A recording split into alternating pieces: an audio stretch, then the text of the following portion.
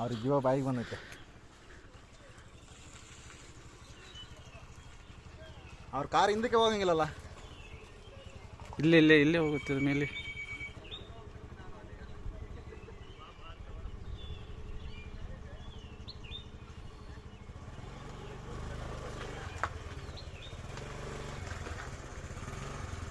ಅದೆಲ್ಲ ಹೋಗಕ್ಕೆ ರೆಡಿ ಇಲ್ಲ.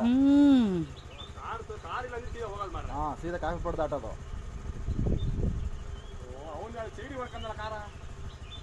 ಸುಮ್ಮನೆ ನಿಲ್ಸ್ಕೊತಾನೆ ಬಿಡಿ ಅವನೀಗ ಅಷ್ಟೇ.